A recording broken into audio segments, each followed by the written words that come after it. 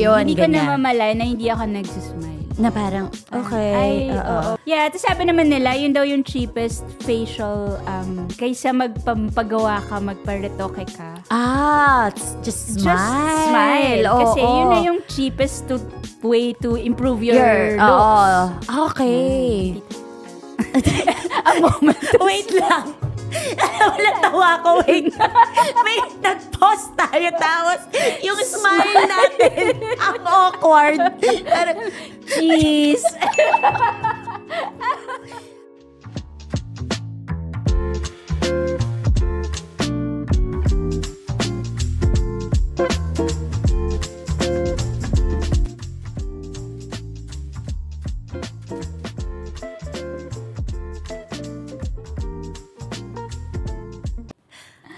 Hello! Welcome to the first ulit na episode ng Pinay Makeover. Yay! Happy New Year! Happy New Year! Happy 2025, Year of the Snake. Oy, alam ko wooden snake. Hindi pa tayo nag-check ng horoscope. Hindi pa. So malalaman pa lang na surprise na lang daw yung horoscope. Correct. Yeah. So we're joined today by our fabulous auntie. Grabe ka. Auntie Carrie Bell. Sino bang hindi nakakilala kay auntie? Well, kasi we are based in Dubai. So most people here kilala na nila si Carrie as the voice behind our only radio station in the Filipino Philippines. Radio station here in the UAE, not Filipino. Tag 91.1. At syempre, sino ba ang hindi nakakakilala? Take Miss Christine Abante. Syempre, Sandbox, DXB. Hello to all our freelancers and creative team sa Sandbox. So, basically, we started Pinay Makeover as a passion project. Hello kay Earl, my other partner, makeup artist, si Anna, also our makeup artist friends. The idea was to have parang a new yun nga, makeover. Yeah. Like, katulad ngayong 2025, andun na naman tayo sa New Year, New You. Yes, oo. But the idea is, maiba lang yung perception ng mga Pinay, lalo na dito sa Middle East or sa global scene. We are not just, Filipinas that we would like to portray ourselves as a global, kumbaga, ambassador, at we have good stuff to share to the world. Totoo yan, oo. And we've proven time and time again na iba talaga ang mga Pinay. And I'm really honored na, alam mo yun, na-invite ako dito. Yes, because di ba sabi mo, New You, New Year, talagang makeover. Yes, alam naman ng mga kakilala ako, kailangan ko daw talaga ng makeover. Physically, mentally, emotionally, and spiritually. Hindi naman, but you can there's always room for improvement, ika nga. So, dito sa show, more on pag-usapan lang natin kung paano natin, how to be better. Like the better 2.0 version of ourselves. Which is, yun naman talaga dapat every year to strive to be better and alam mo, to be good to our community. Buti sinabi mo yan. Talagang parang ina-emphasize niya yung word, the better and good. At nakatingin talaga sa akin. Grabe si naman. Guilty. Parang yun ang dapat mong i-improve. Ano bang goals mo this year? Kasi parang, di ba, usually, every year, New Year's resolution, lagi na lang sinasabi. Diba? Number 1 sa list. Alam nating lahat. Alam natin to. Okay. This year, nako, I have to lose weight. Diba ganyan? Magpapapayat ako. Sabi nga nila parang kumikita daw yung mga gym. Ito na yung parang peak season ng gym. Totoo. Oo. Yung first quarter. Kasi after 3 months, lumaylay na. Oo. So siguro parang this year, syempre. Na naman, healthy goals na naman tayo. Pangangatawanan ba natin? Realistic goals. Ayun na dapat. Siguro dapat meron tayong realistic. As na weight tayo. Goals ba to? Andito na tayo sa point ng buhay natin na kino-consider na tayong mga ante, ganyan. Mga tita na kami. Which is why we decided to share our knowledge. Ayan. Sa mga natin, kababayan, sa mga fellow Pinays out there. I guess tama. We'll do hindi naman masama mag-put ulit ng goal to be healthy Tama. At least. Pero siguro realistic na hindi na yung Correct. dati yung may kinikip ka pa na mga parang masisikip na damit. Alam mo, no? totoo Na kasi yan. maganda siya. Oo, tas may mga tag pa. yung mga favorite jeans mo na sinusuot mo ng 20s mo, ganyan. Hindi ko muna i-let go kasi meron pa. Naipon na Oo, may eh. chance pa. Oo, Papayat pa ako.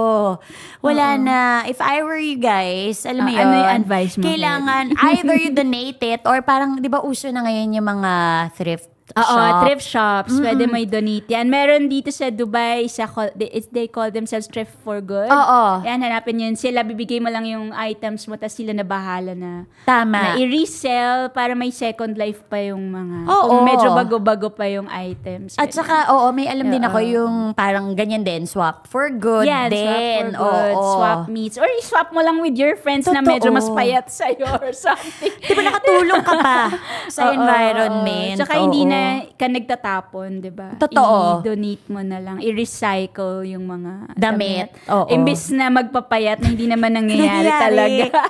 Or Oo. gagamitin mo isang beses lang. Oo, Like ganun. So, ayan. At saka, di ba, sabi natin, realistic. Siguro, one of the realistic healthy goals is probably like if you wanna go and work out, huwag mo lang sabihin na parang, mag-workout. Siguro parang ako realistically, 3 times a week. Oo. Mag-set ka na lang ng realistic. At least 30 minutes. Ganon. Dapat specific. Oo, para na-achieve mo siya. Yes. Diba sabi nga nila Oo. smart? Ano yun?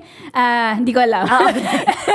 Paki-ano na lang, Google. Basta Yes. smart goals. Uy, sabi daw nila, yung mga oldies na lang daw ang gumagamit ng Google. Sabi, paki-chat GPT Ay, na lang. sorry. I'm so sorry. Chat, level 2.0 na pala tayo. 2025. Sabi nila. Hindi na daw uso si Google. Oo, hindi Chat na GPT na ngayon. Okay. Paki-chat AI GPT na. Oo. na lang. You have to Yung have smart. smart goals. Oo. Naalala ko lang dun sa smart parang measurable. Oo. Realistic yung. Realistic. Oo. Yan. Oh, diba? Actionable or something. May mga yan. ganyan. Oo. Oo. So, kunyari, sustainable. Yes. Ayan. Baka, So, okay kayo na mag-ano ng tea. Ay, hulaan nyo na lang yung tea. Kung Tita ano yun. goals, tita. Tita. Oo. Tita goals. But yeah, oo. Maganda Diba? yun, no? Yung Oo. healthy ka lang, maybe try to eat. Ako naisip ko na na wag masyadong magkarne. Okay. So parang siguro 3 times a week na lang Ay, ako. good. Hindi, 3 times a week mag-veggie ako. Tapos half the week. Or if kaya ko pang mas maraming days in the week na mag-vegetable. Tapos towards end, parang reward na lang yung yung karne. Kasi ano daw yun healthy, better. Lalo na kung red meat, ganyan mahirap kasi siyang Digest na. Oo. Or hindi siya cholesterol friendly. Yes. 'Di ba? Mataas na yung cholesterol natin. So ingat-ingat tayo sa mga heavy. Kinakain din, oo. Sa mga pork, mga meat, ganyan. So, Gusto ko yung maybe sinabi that's mo. a good way to start the year. Correct. Gusto ko yung sinabi mo na parang mga 3 times a week. Tapos sabi ko, uy, wow, 3 times a week na lang siya magmimi. Sabi mo, veggies. Hindi, mag-veggie muna. Priority natin yung veg. Baby steps. Oo, baby steps. Yun nga, baby steps, Oo, diba? I yun. guess yun yung key sa mga resolution. Oo. Dapat doon ka muna sa babies. Kunyari, kung nga mag-exercise yung goal mo this year, kung hindi ka naman agad-agad nag-exercise, baka pwedeng try mo muna 20 minutes. Yeah. Commit ka lang ng certain or 10 minutes every day. Tapos pag nagagawa mo siya, tsaka mo increase yung goal mo. Totoo Diba? yun. Oo. Siguro isa pa na gagawin ko, or yung siguro I cannot stop saying this phrase, pero every now and then, i-avoid ko. Alam ko, sinasabi mo na yan. Alin yung, to? I'm too old for this. Ay, true. Diba? Parang, Oo. oo. Ay, hindi, wala na. Matanda na tayo dyan. Diba? May mga Oo. ganun. Correct. Ay, very common nun sa Pinas. Lalo na yung mga lola. Oo. Or hindi man lola, but Or yung parang- mami ko ganyan. Parang hindi na ako yung kunyari, dressing up. Oo. Kahit yun na lang na simpleng dressing Oo. up. Parang, may certain damit na ayaw na nilang, naiintindihan ko naman na Yeah. mas comfortable. But like, kunyari, dresses, ganyan. Meron sa ating mentality na parang, when you reach a certain age, sabihin mo na, hindi na ako mag-dress up. Oo. But if you really want to dress up, you should, di ba? Totoo. Wala namang age rule dyan. Wala Totoo. namang, oo, Correct. Diba? Basta bagay, diba? Yes. Kung gusto mo mag-Britney Spears outfit or beanie, who's stopping you, diba? Basta just do bagay it sa'yo. inside your own room. Pero nakadamit ka pa rin. Why not, diba?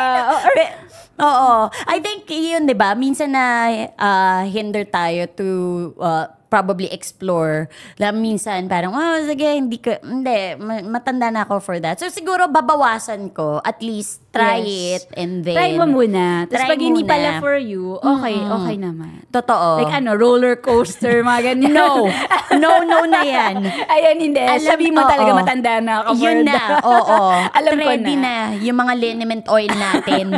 Diba? Bago pa lang. Alam mo na mahihilo ka na. So, hindi ko nakakayanan. Yan yung alam mo na yan. Alam mo yung mga limits mo. Yun, know your limits. So, ikaw ba? Anong parang goals mo or resolution mo this 2025? Siguro gusto ko pang maybe dati ko pa naman gusto na every year kahit man lang makarating ako sa someplace I've never been. So at least mag-ipon, pero may pag-iipunan. Ayun ha, practical ang auntie nyo, Christine.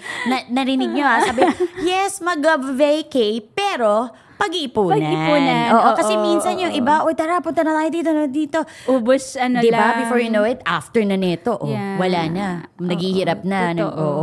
At least para ma-set mo na siya sa early ng year na, okay, this year gusto kong mag-Europe. Pero, dapat, mas start pa lang ng year, alam mo na kailangan akong travel goals. So, pag-ipunan na natin yan. Para hindi na lang bigla okay naman, masaya naman yung bigla ang vacay. But like, kung makaka-prepare ka naman, bakit hindi, diba? Oo. Mas masaya din naman na ready ka. True. Pero parang ayun ang importante na parang after nung saya, ano na mangyayari? Dapat hindi kayong parang lay-lay after, diba? Parang, wala na. Maraming ganyan nangyari ngayong Christmas season. Pagbalik natin, sad na naman tayo. Naglaho na ulit yung bonus. Dumaan lang. Sagad-sagad na. Sa palad natin. So baka next year, pwede na nating medyo iplano na yung end of the year. Ayan, Or at least middle of the year, nagpaplano ka na for, your correct. Waldas season. Eto na, dahil enough na. Bawas-bawasan na yung mga add to cart na hindi naman kailangan, yung bigla-bigla na lang na shopping therapy. Hindi po therapy ang tawag doon. Hindi po. Wala. Pagwawaldas lang po.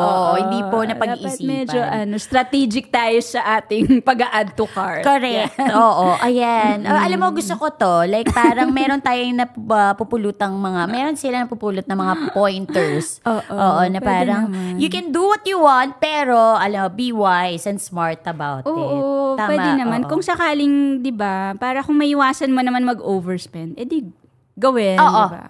Tama yan. At yung mga over stuff, dapat sakto lang. Ayun. Overeating, overspending. Correct. Speaking of sakto, wala pa pala kaming wala pa pala kaming sponsor. Next time, may mga ganun na. Mag-hello tayo sa sponsor. Yes, yung future sponsor. Yung favorite nating sponsor na CEO. Batiin natin. Hi, ang CEO ng TapTap Send. Ano define CEO?